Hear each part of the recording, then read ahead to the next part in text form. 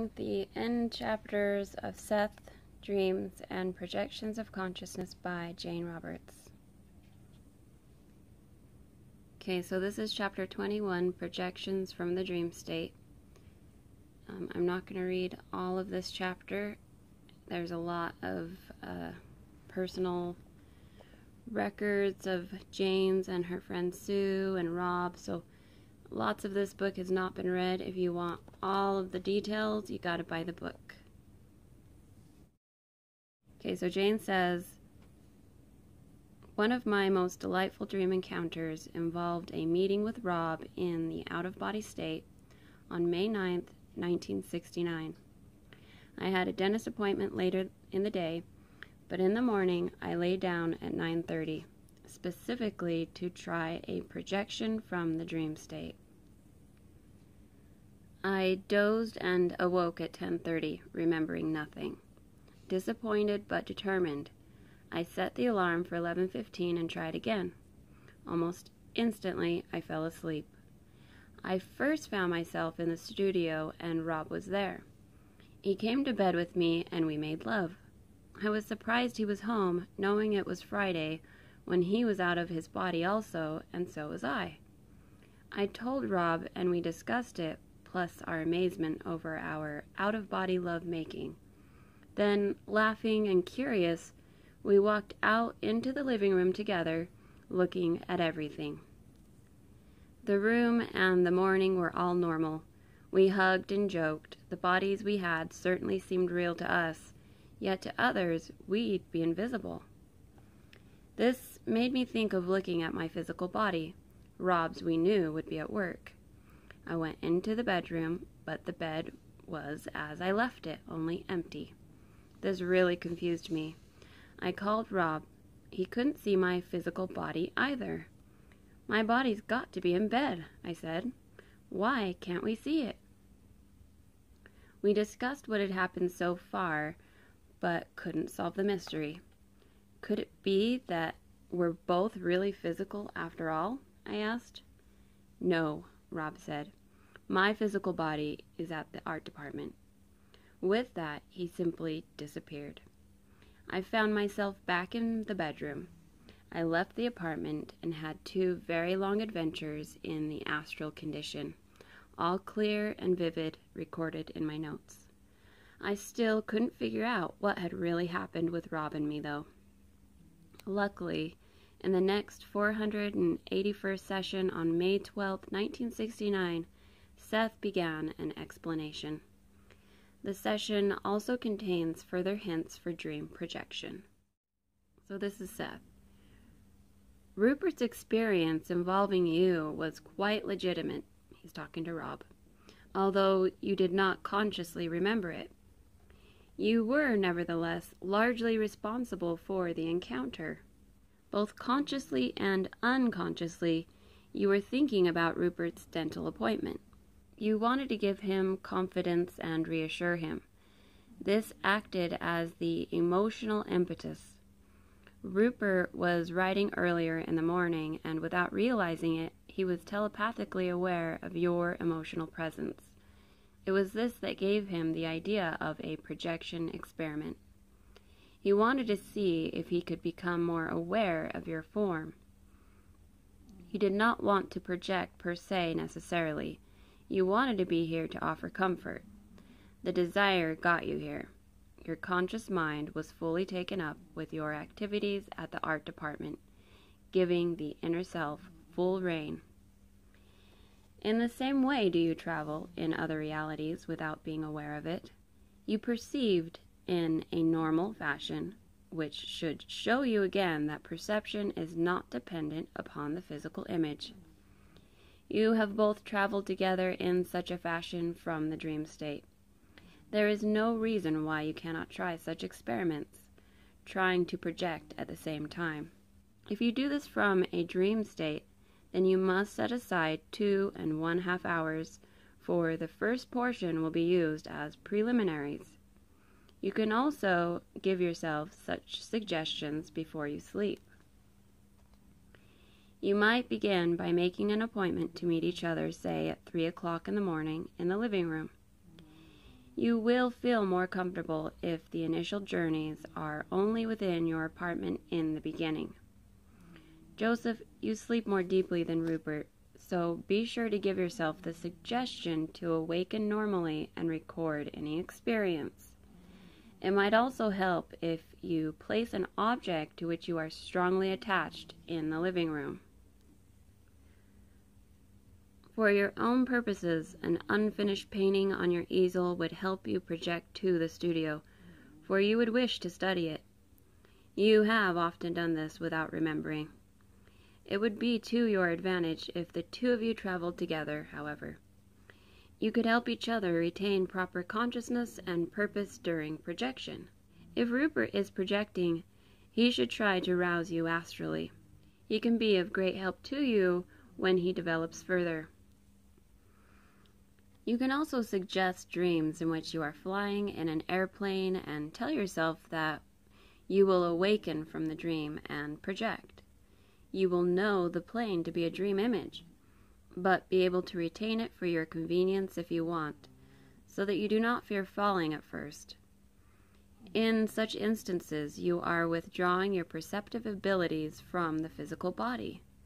They will seem to operate as usual, but they are more vivid and far-reaching. Your thoughts instantly attain a form that you can then perceive. If you think of a dog, for example, quite unconsciously, you form the image of a dog, which you then perceive. It is because of this instantaneous creation and projection of inner reality outward into form that you experience time within the physical system, to train you, to give you time to learn to handle your own creations. Projection experiments, then, should only be tried when you are in a peaceful state of mind, as Rupert should know after his black creature experience, described in the Seth material. Now, there are objective realities that exist within the astral system. There are more than your own thought forms, in other words. Your own thought forms can be definite aids when you are in the proper mental condition, and they can impede your progress if you are not.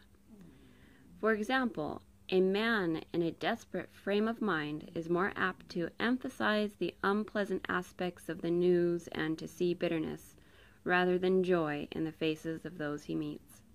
He will ignore a contented child playing on one side of the street, and notice instead a dirty, ragged child, even though he be further away. So your frame of mind when projecting will largely determine the kind of experiences you have. The original intensity behind the construction determines its duration. Left alone, any such construction will eventually vanish. It will leave a trace, however, in electromagnetic reality, where it can then be activated by anyone, when certain conditions are met and are favored. Denying energy to such a construction can be like pricking a balloon. Then all attention must be taken away from it, for it thrives upon attention. Jane notes at the end of this chapter, she says, Sue and I are positive that we have met many times during out-of-body states. Sometimes one of us remembers, sometimes the other does. On several instances, however, both of us have remembered and recorded our experiences, which were similar but not identical. We hope to do much more work here. Rob is now becoming much more familiar with projection, so he and I plan to do some extensive work on our own. Hopefully through the years we can amass some kind of evidence that will be of help to others. I often dream of giving a Seth session for one of my students, and in almost each case, the individual involved records the same kind of dream for that night. This has happened in Sue's case 5 or 6 times. So starting chapter 22, the insight of consciousness, more projection instructions, projections as strange sense experiences. Jane states, to travel somewhere else, will yourself there. Often travel seems instantaneous, At other times, you may find yourself swept from place to place with little control. If you come awake while still within your physical body or close to it, you may or may not see your own body as described earlier. You may also find yourself in non-physical locations or places in which matter does not behave the way it usually does. Seth explains this very well in session 284, September 7th, 1966. Alright, Seth says, you agree to accept certain data in the physical universe. You agree to form this into certain patterns, and you agree to ignore other data completely. These, now called root assumptions, form the main basis for the apparent permanence and coherence of your physical system. In your journeys into inner reality, you cannot proceed with these same root assumptions. Reality per se changes completely according to the basic root agreements that you accept. One of the root agreements upon which physical reality is based is the assumption that objects have a reality independent of any subjective cause, and that these objects, within definite specified limitations, are permanent. Objects may appear and disappear in these other systems. Using the root assumption just mentioned as a basis for judging reality, an observer would insist that the objects were not real, for they do not behave as he believes objects must. Because dream images may appear and disappear then, do not take it for granted that they do not really exist. There is a cohesiveness to the inner universe and to the systems that are not basically physical. But this is based upon an entirely different set of root assumptions, and these are the keys that alone will let you manipulate within other systems or understand them. There are several major root assumptions connected here and many minor ones. 1. Energy and action are basically the same, although neither must necessarily apply to physical action. 2. All objects have their origin basically in mental action. Mental action is directed psychic energy. Number 3. Permanence is not a matter of time. Existence has value in terms of intensities. 4. Objects are blocks of energy perceived in a highly specialized manner. 5. Stability in time sequence is not a prerequisite requirement for an object, except as a root assumption in the physical universe. 6. Space as a barrier does not exist. 7. The spacious present is here more available to the senses. 8. The only barriers are mental or psychic ones. Only if these basic root assumptions are taken for granted will your projection experiences make sense to you. Different rules simply apply. Your subjective experience is extremely important here. That is, the vividness of any given experience in terms of intensity will be far more important than anything else. Elements from past, present, and future may be indiscriminately available to you. You may be convinced that a given episode is the result of subconscious fabrication, simply because the time sequence is not maintained, and this could be a fine error. In a given dream projection, for example, you may experience an event that is obviously from the physical past, yet within it there may be elements that do not fit. In an old-fashioned room of the 1700s, you may look out and see an automobile pass by. Obviously, you think, distortion. Yet you may be straddling time in such an instance, perceiving, say, the room as it was in the 1700s, and the street as it appears in your present. These elements may appear side by side. The car may suddenly disappear before your eyes, to be replaced by an animal, or the whole street may turn into a field. This is how dreams work, you may think. This cannot be a legitimate projection. Yet you may be perceiving the street and the field that existed before it, and the images may be transposed one upon the other. If you try to judge such an experience with physical root assumptions, it will be meaningless. As mentioned earlier, you may also perceive a building that will never exist in physical reality. This does not mean that the form is illusion. You are simply in a position where you can pick up and translate the energy pattern before you.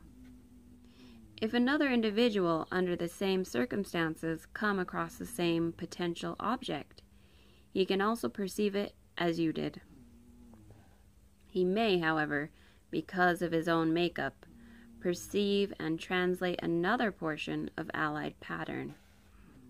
He may see the form of the man who originated the thought of the building.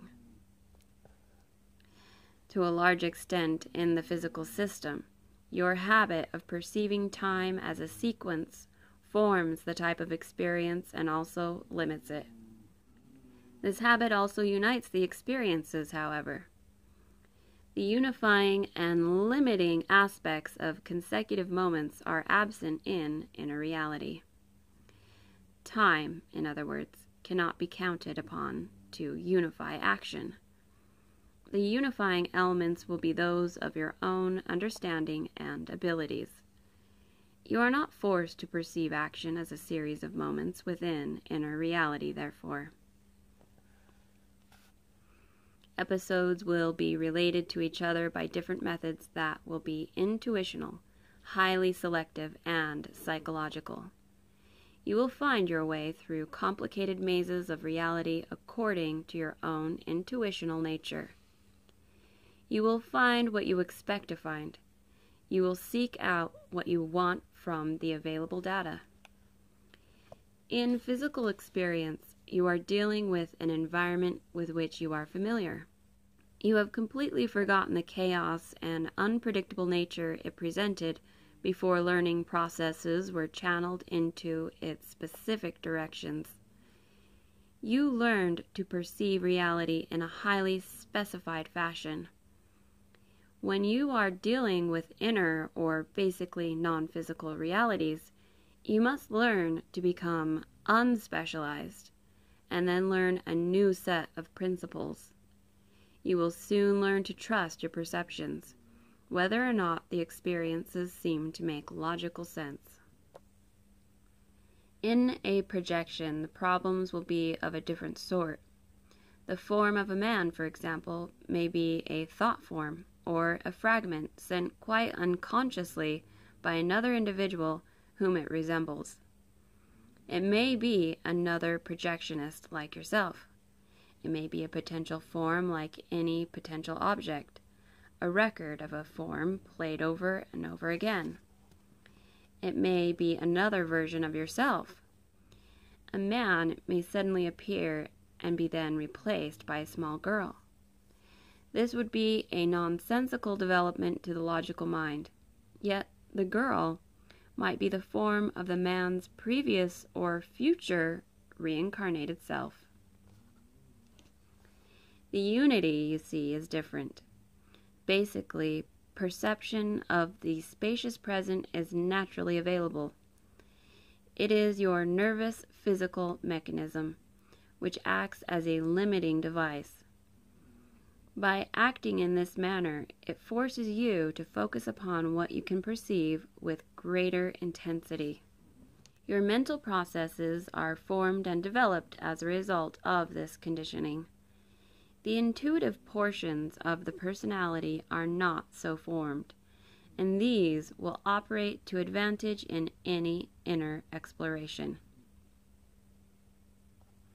You are basically capable of seeing any particular location as it existed 1,000 years in your past, or as it will exist 1,000 years in your future. The physical senses serve to blot out more aspects of reality than they allow you to perceive.